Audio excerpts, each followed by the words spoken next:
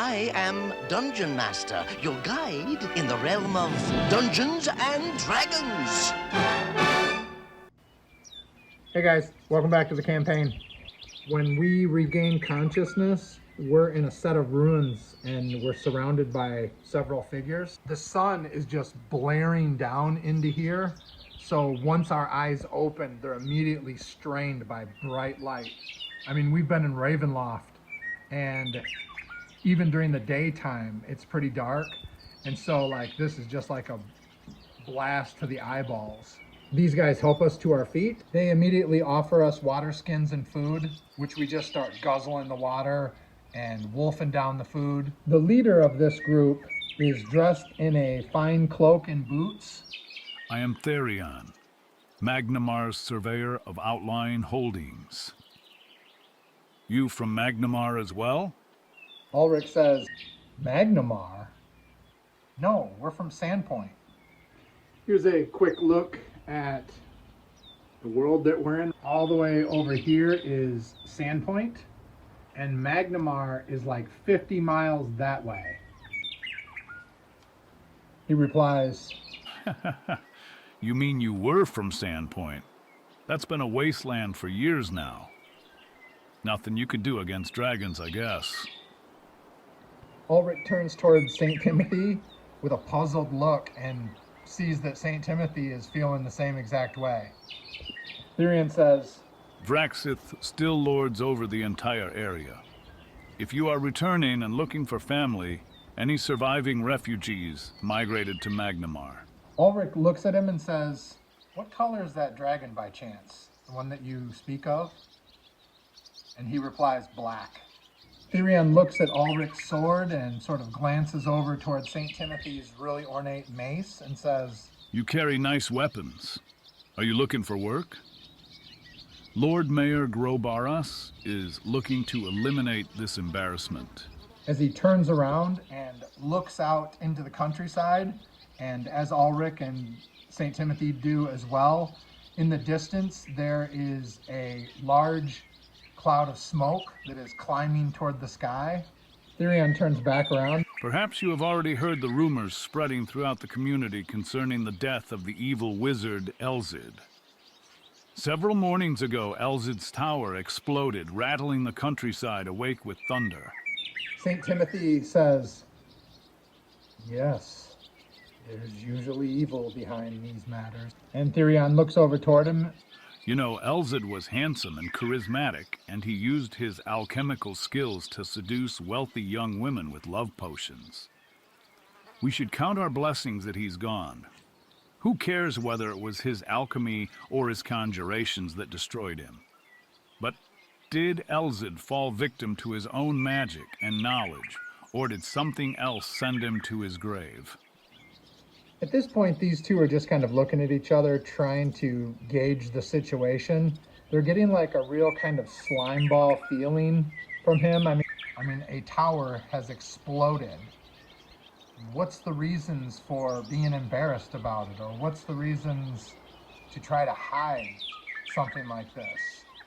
Both of these two are basically just looking at each other and they know what each other's thinking. Therion goes on to explain. Citizens began concocting bad omens and signs. Some people are already convinced that Elzid has released a savage demon on the countryside. These rumors are compounded by one dark fact. Several individuals have already ventured into the ruins, and none have returned. Among those gone is a maiden named Erilyn Windfellow. It is believed that Elzid brought her flowers the night before he died. The wizard has seduced many a merchant's lonely daughter for profit, but the Windfellow family is poor and had little to offer him. The entire affair is very puzzling. Ulrich says, okay, so there's a maiden, the evil wizard had something for her. He probably kidnapped her. St. Timothy says, well, you know, these evil wizards, they do things like this, and, well, look at the outcome. This is the question that must be answered in order to, sweep this under the rug. I want you to investigate the ruins on my behalf and determine the cause of the explosion. Therion begins to introduce the other two figures. This is Sir Cedric Justice and Wobert of the Wand, handpicked by me. No one else has arrived to help us carry out this mission. They're all cowards. The Lord Mayor has promised a great reward to those who can solve this mystery, but silence about the matter is paramount. What say you? Sir Cedric Justice steps forward and says, "Who is ready to join me in this quest?" Ulrich and St. Timothy look at each other and just start cracking up. Ulrich says, oh, me, I am, and so is he. And they look over at the wizard, who is totally dressed like really, he's got stars all over his costume. He's full wizard, but he looks like a bumbling type of wizard. And Ulrich says, "Your name is Robert." And the young man says, No, Wobert. Enough talking. We have a journey ahead of us, friends. I say we head out now. Okay, Sir Justice, you lead the way. Do we have a new leader of the group here? I don't know. Before we leave, St. Timothy walks over to Wobert and pulls out Elena's leather jacket. Here you go. Wear this, friend. May it protect you. This was our friend's. She died wearing it. Wobert said, I don't know if I should wear it then. May it protect you more than it did her. So this isn't leather armor. This is just a regular leather jacket. So the wizard can totally wear it. He's got a surprisingly good dexterity. And so that drops his AC, and now he's got this. He's got a 7 AC, so not too horrible for a wizard. Short hike brings us to the ruins of the tower. Bricks and pieces litter this entire area in a large diameter, and there seems to be a layer of soot and ash beneath our feet. From here we can see 3 human bodies. There's one right here, there's one up on the bridge, and then there's one over there on the hill. And there's also 2 parts of the tower that resemble gargoyle statues. Sir Justice is kind of taking the lead here, and Ulrich lets him. I mean, Ulrich doesn't really know what this tower or this area holds, and if this guy wants to be brave, let him. On the walk here, we discuss with these two if they know anything about Sandpoint, and all they talk about is how a dragon has destroyed Sandpoint and now rules that area. And St. Timothy bring up the point, well, he's such a small dragon. I mean, could he do that much damage? He couldn't be killed? And Wobert and Sir Justice are just like, what do you mean, a small dragon? He is not small. Timothy and Ulrich don't want to give away their position much. They don't want to explain to these two that they have just been in Ravenloft. They're kind of just absorbing the information that they've been given, and they want to get alone at some point where they can speak on this. But for now, they're playing it cool. And everybody heads over to this first corpse. So Wobert and St. Timothy start to head this way. And they are going to go check out one of these 2 bodies. Even they go right. Odd. So they're going to go check the body up there. They're up here checking this body out. These 2, the only thing that they note is the guy doesn't have any form of weapon. And so they're going to head over to the other body. These 2 are checking this body. And St. Timothy pulls some paperwork from the gentleman who talks about the journey here, and he notices the date on the paperwork. Well, let's just say it looks like it's 10 years past the date that it's supposed to be. And St. Timothy looks over toward Wobert and says, what is the meaning of this? And Wobert says, what do you mean? What do you mean? And St. Timothy says, what year is it? And Wobert confirms the year on the piece of paper, and it makes Timothy kind of get weak in the knees a little bit, and he starts to get lightheaded. He's just realized that they are now 10 years in the future after leaving Ravenloft. He turns around and he calls for Ulrich. Ulrich turns this way to see what's going on, and these two have to make a surprise roll right now. On a 1 or 2, they're surprised. They're not. They start to hear some dirt crumbling down the hill from the statue, and then the earth begins to sort of split apart below it, and up pops these antennae probing around, and then another set, and all of a sudden these giant centipedes burst out from under the earth, and they have like dozens of legs carrying them toward us. Right, there's D6 plus 2 of them. We got 6 of them. Shoot. All right, initiative. We're the red die. We're gonna take it. Ulrich is gonna try to move right here so he can utilize his cleave. Ulrich needs a 9 or higher. What? With a wild swing, his sword buries into the ground and he loses control of it. Of course, Sir Justice is going to move up here. He has cleave as well, and he's going to try to show Ulrich how it's done. I'll help you, Ulrich. He needs a 9. Oh my God, what? Is this my life? Like if I was a viewer watching someone else do this week after week, I would start to think it's fake. This isn't fake. This is my reality.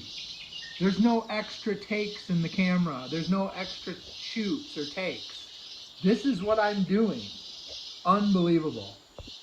Sir Justice trips over a rock and drops his two-handed sword. St. Timothy sees both of these two fumble. You know, maybe they got shaken up by all of these things, just the sight of all of them. And they weren't surprised, but they were just so caught off guard when they turned around. These things were right on them. St. Timothy is going to run down here, and he's going to start cracking these things. He needs a 10. If this is a 1, I'm throwing the damn thing out the back door. That's going to be a hit, finally. St. Timothy just splatters that one in front of him. He completely crushes the insect's body. Nice work, brother. Robert is going to move to here, and he's going to throw a dart at that one. Again, he's got that really great dexterity of 16, so he gets +2. He needs 9 or above to pierce that thing with a dart. 17. All right, I wasn't sure, but the book says you get to add your +2 from your dexterity to the damage as well, to the ranged and the damage. So great, let's do it. All right, the dart whistles through the air, piercing the centipede's body. The insect flips over with all of its legs wriggling around, kills it. That one rears up and launches itself toward Ulrich and tries to bite him. He needs a 16. He's gonna miss. Ulrich blocks it back with his shield. The next one's gonna try to bite Sir Justice. He's a 15 or above. Oh, he's gonna get it. Sir Justice is going to take 1 hit point damage, and then he has to make a saving throw versus their poison. Sir Justice needs 14 or above. He's going to fail it. He's poisoned. Ah, my friends, I've been bitten. He's still got 15 hit points left. He's got to make a saving throw versus poison or be paralyzed. Whoa, and he's 14 or above. Oh, he goes down. My friends, I'm going numb. He drops. This one right here, he has a choice to go our paladin or go to Timothy. Does he go to Timothy? No, he doesn't. Sir Justice can't even talk at this point. His mouth won't even move. He's making like moaning sounds, but the other one moves down the hill and automatically bites him for 1 damage. How about this one? Does he go to St. Timothy? Yes, he does. This one's going to move down over here, and he tries to bite St. Timothy. It's a 16. He's going to miss. Initiative. They get it. Ooh. These two bite Sir Justice for 2 damage automatically. So they are just swarming over his body and biting him. You can hear the sounds of pain from underneath the heavy bodies of the insects. That one back there needs a 16 to bite Ulrich. Gonna miss. One needs a 16 on St. Timothy. He's gonna miss. Ulrich needs a 9 with the longsword. That's gonna be a hit. I used the red die too. Just his bonuses are going to kill it. Of course, there's none other around to use his cleave. Yeah, this is kind of bad news for Sir Justice there. We gotta see how many hours he's paralyzed for. 7 hours? Talk about ego damaging. Especially if Ulrich saves him now. St. Timothy is gonna try to smash this one with his mace. He needs a 10 or above. Gonna miss. You've been doing real bad lately, man. Wobert's gonna move down here. And he's going to use magic missile. You can shoot into combat and it's going to automatically hit. So it's D4 plus 1.